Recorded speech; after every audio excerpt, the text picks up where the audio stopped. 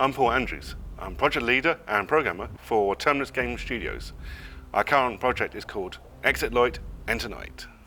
Hello, my name is Melody Cuthbertson and I am the environment and asset builder for Terminus Games for Exit Light, Enter Night. I'm Darren Tucker. I'm the character artist, 3D modeler and concept artist of Terminus Games Studios. Zach, I'm lead programmer for Terminus Game Studios. I'll be helping create this game, but we're working mostly with Paul on the technical side of things. I'm Tom Clark and I'm doing the sound design for Terminus Games for Exit Light, Enter Night.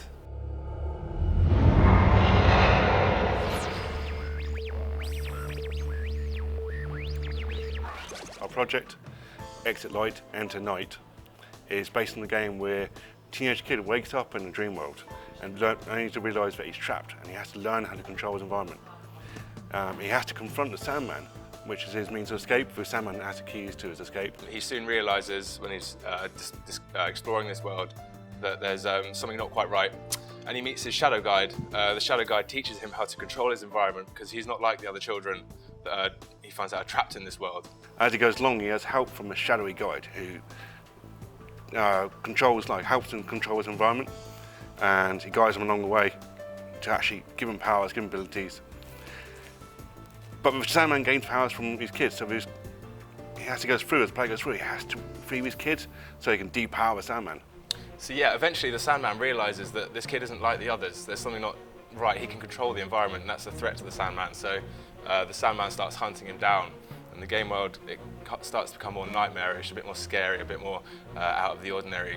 Eventually the Sandman captures the main protagonist and puts him in his sand cells, and the protagonist needs to escape. When he's captured, the Shadow Guide appears to him again and tells him that to escape and to defeat the Sandman, he needs to collect all of the Sandman's power, his sand shards, and he needs to help all the other children escape. This is where the Sandman gets his power from.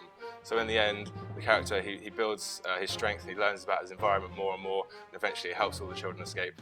So the objective of the game is the kid needs to take control of the environment itself, and he has to try and exit out of the nightmare world.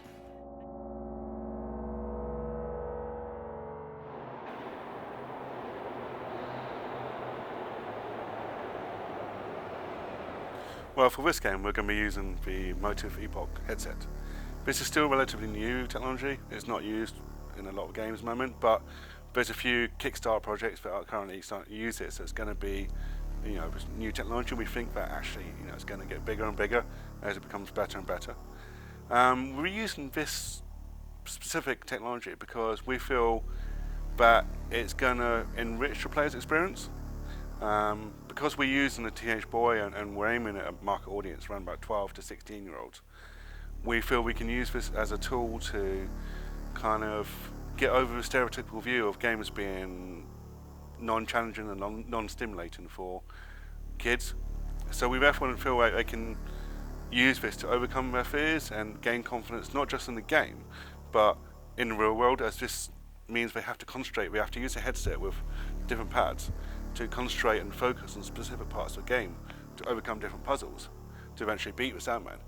And they can then take this skill of concentration and focus and apply that in real world skills and actually concentrate on, for instance, homework, schoolwork. So in my music software, I can take a sample that we've recorded in real life and morph it into something completely different, but that you'll still be able to vaguely recognise as what it originally was. So I think this will be really, really appropriate to use with this game because of the dream state. You could often, in your dreams, hear a sound that is in the real world, but in your dream it will be morphed into something completely different. So Here's an image of one of the environments concepted. Basically, the red hues is depicting kind of the atmosphere. There's kind of demonic things going on within the glass, demons trying to break through. The environment will be filled with various enemies as well. There will be things like in a dream you can't focus on text that well, I've found. Planning is essential for any kind of project. It is highly important, especially when you're running along a strict deadline. You want to be able to balance out everything accordingly, especially should any problems arise, which is what I try to do.